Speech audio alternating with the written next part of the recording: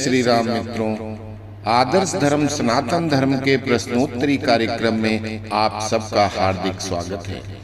आज के प्रश्न में हमने प्रश्न लिया है श्रीमान आलोक कुमार का, जिन्होंने वेद पुराण के ज्ञान को शून्य बताते हुए अनुपयोगी बताया है।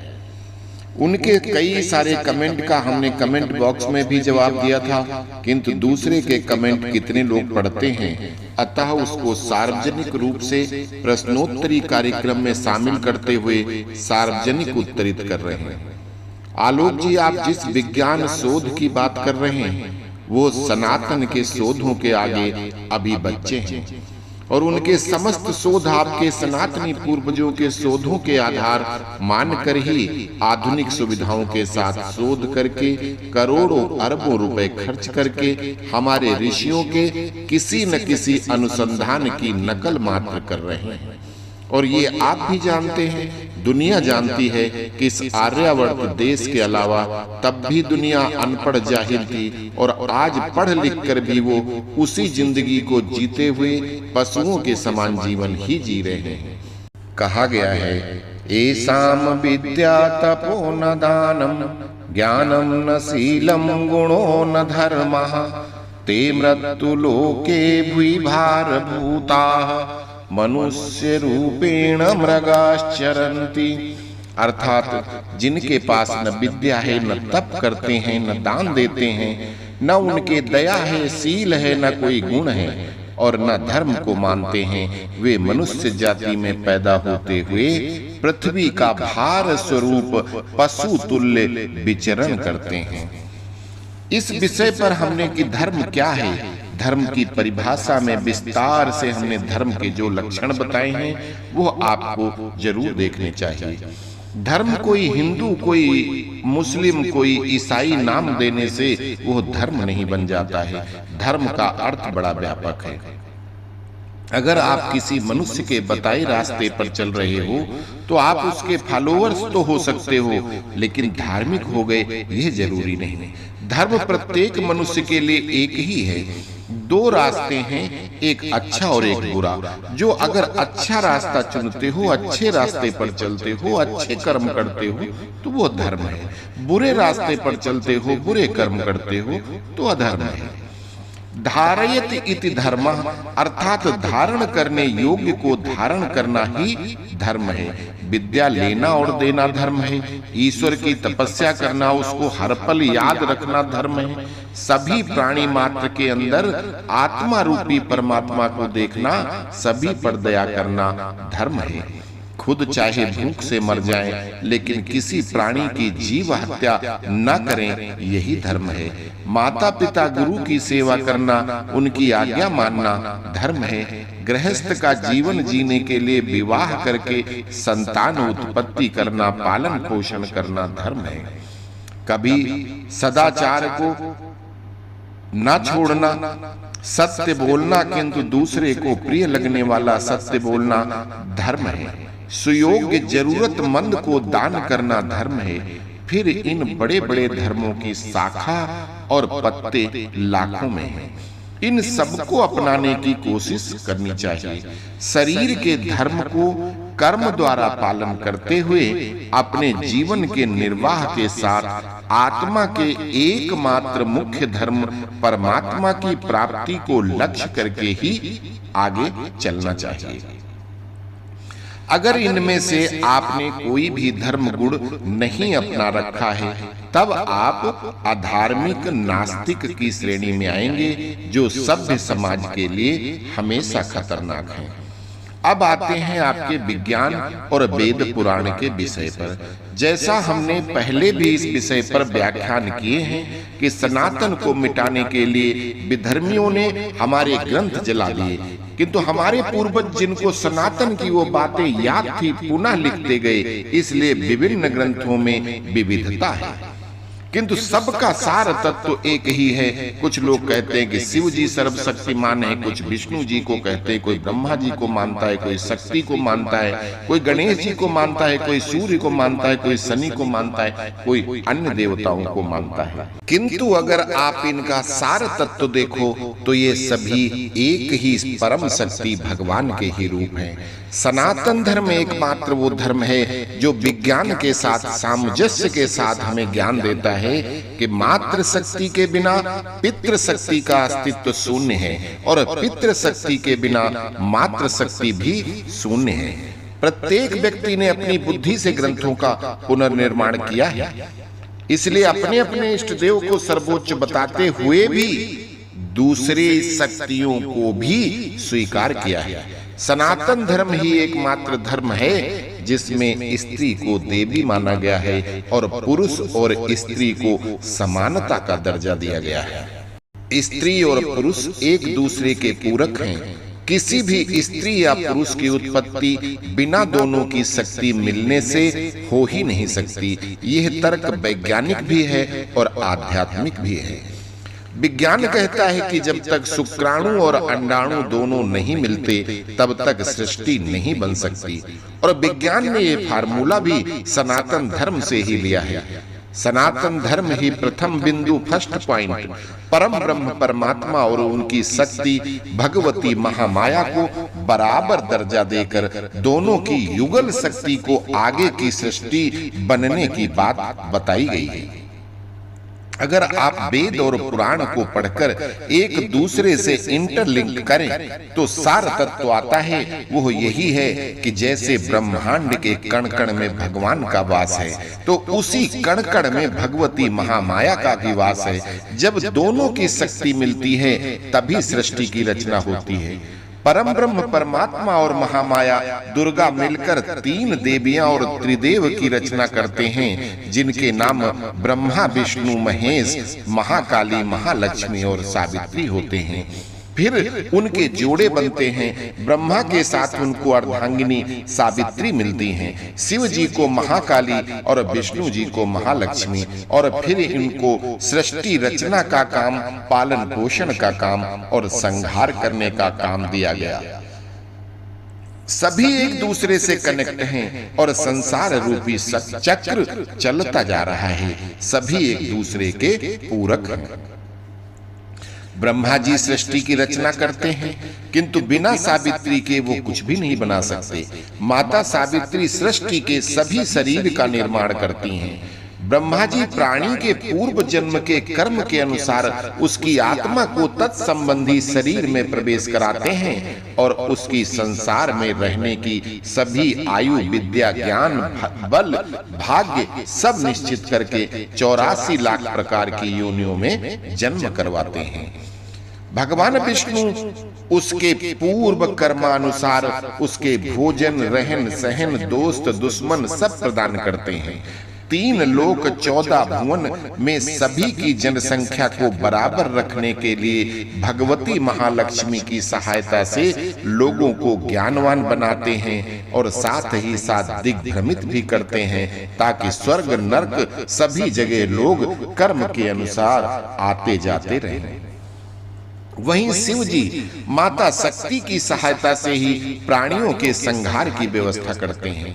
इसके लिए उन्हें भी भगवान विष्णु की माया में फंसे खराब लोगों को यमदूतों से, धर्मवानों को देवदूतों से, अकाल मृत्यु वालों को शिव गणों से मंगवाते हैं। ईश्वर भक्त को लेने स्वयं भगवान विष्णु के विमान आते हैं और ये सब शास्त्रों से प्रमाणित है।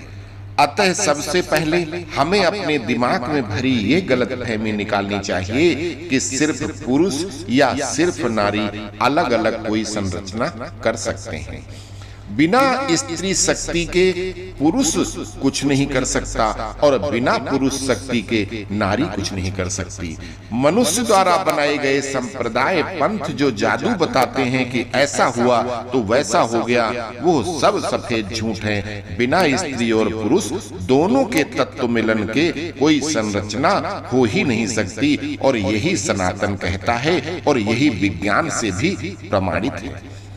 हमारे सनातन ने ही बताया है कि पुरुष अर्थात पुरुषोत्तम भगवान परमात्मा का अंश अर्थात आत्मा, और प्रकृति अर्थात महामाया दुर्गा शक्ति जो पंच तत्व क्षितिजल पावक गगन समीरा के सम्मिश्रण से बनी शक्ति या शरीर बॉडी के एकीकृत रूप को सजीव प्राणी कहा गया है। बिना आत्मा के शरीर एक दिन भी नहीं रह सकता, अपने मूल रूप में अलग अलग तत्वों में विभक्त हो जाएगा। उसी प्रकार शरीर के बिना आत्मा भी कुछ नहीं कर सकती, वो ब्रह्मांड में भटकती रहती है।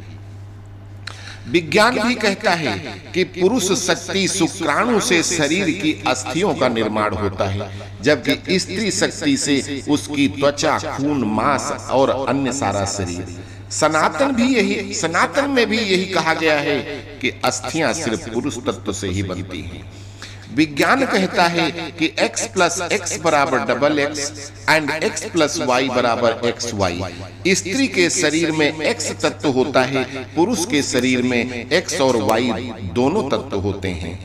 x और x के सम्मिश्रण से XX मतलब स्त्री का जन्म होता है, लड़की का जन्म होता है। वहीं x और y के सम्मिश्रण से दोनों के चांस होते हैं। यहाँ पर दोनों की लड़ाई में जिसकी शक्ति ज्यादा होगी वो बनेगा। ज्यादातर y ही जीतता है, इसलिए पुरुष अर्थात लड़का होता है। विज्ञान का ये फार्मूला भी सनातन से ही लिया गया है। जो विज्ञान आज हमें बता रहा है वो सनातन लाखों साल पहले बता चुका है। जिस टेस्ट ट्यूब बेबी की बात वो आज बता रहे हैं वो सनातन में लाखों साल पहले प्रैक्टिकल सिद्ध कर चुके हैं। विज्ञान तो अब हमारी चीजों को दोहरा रहा है। सनातन में वो लाखों साल पहले बताया गया कि जामवंत जी को श्रापित सरोवर में स्नान करने के कारण स्त्री बनना पड़ा, और फिर स्त्री रूप में उन्होंने 2 सुंदर बालक बाली और सुग्रीव को जन्म दिया। इसका विस्तृत वीडियो ऊपर लिंक में दिया जा रहा है, आप पूरी स्टोरी वहां देख सकते हैं। जब पुरुष से स्त्री और स्त्री से वो पुरुष बने। विज्ञान आज सेक्स चेंज करके कोई नया काम नहीं कर रहा, बल्कि रिपीट कर रहा है, हमारी नकल कर रहा है। और ये शोध भी जिसने किए हैं वो शल्य चिकित्सा सनातन से ही ली गई है। ऐसे एक नहीं सैकड़ों उदाहरण हैं जहां विज्ञान सिर्फ सनातन ऋषियों के शोध को रिपीट कर रहा है और अपने नए नामों से आविष्कार कह के नई बोतल में पुरानी शराब ही दे रहा है। फिर भी विज्ञान ये प्रमाणित करता है कि सनातन में बताए गए सभी तथ्य सत्य हैं और ये संभव है। हमारे ज्योतिष शास्त्र में जैसे समय, ग्रह, चाल, राशि इत्यादि की सहायता से सब कुछ गणना संभव था और है, यह बताया है। वहीं विज्ञान मौसम विज्ञान के द्वारा भविष्यवाणी करता है कि आगे ये होगा। ज्योतिष की भी गणना कई बार फेल हो जाती है, तो उससे ज्यादा बार मौसम विज्ञान भी फेल हो जाता है। फर्क क्या है? हमारे ज्योतिष शास्त्री बेचारे अपनी बुद्धि से गणना करके बताते हैं, बदले में कोई उनको कुछ दक्षिणा दे तो या नहीं भी दे तो मुफ्त सेवा देते हैं। किंतु भविष्यवाणी फेल हुई तो बेचारे को बड़ी मोटी मोटी गाली बेभाव के पड़ती हैं। वहीं मौसम विज्ञानी बड़ी बड़ी पगार लेकर डकारते हैं, मजे करते हैं। सरकार उनको संरक्षण देती है, सुविधा देती है, अनुसंधान करने के लिए पैसा देती है। वहीं हमारे गुरुकुल समाप्त कर दिए गए, शिक्षा नीति में वेद पुराण हटा दिए गए क्योंकि अल्पसंख्यक को पढ़ना ना पड़े। वहीं अल्पसंख्यकों के मदरसों में कुरान की शिक्षा देने वालों को सरकारी सहायता मिलती है। मिशनरीज अपने धर्म प्रचार में साम दाम दंड भेद सब कुछ अपना रही हैं। गरीबों को लालच देकर, अनपढ़ों को झूठी कहानियां बताकर, सनातन की सच्चाई को छिपाकर उसमें जोड़ घटाने लगाकर नई तरह की झूठी कहानी बताकर बरगलाकर धर्म परिवर्तन करा रहे हैं। अतः हम सबका एक लक्ष्य होना चाहिए कि सरकार से ये मांग करो कि देश में फिर से गुरुकुल बने, वेद पुराणों के अध्यापन और अध्ययन हो, पुराने तरीकों के शोध हो, तो हम पुनः विश्व गुरु बन सकें। आप कहते हैं कि जहाज अमुक व्यक्ति ने बनाए, नहीं मेरे दोस्त, उसने सिर्फ हमारे ऋषियों के अनुसंधान के रास्ते पर चलकर सफलता पाई, मतलब उनकी नकल मारी है, नाम अपना दे दिया। ठीक उसी तरह से जैसे आध्यात्म गुरु नाम के चैनल वाले धर्मेंद्र तिवारी, जो हमारे चैनल इन्हीं वीडियो के सारे वीडियो के लिए गाली निकालता था, आज हमारे उन्हीं सभी वीडियो की वर्ड टू वर्ड चीटिंग करके उसके ऊपर अपनी थंबनेल लगाकर उस स्टोरी के कंटेंट को अपना कहकर डालता है।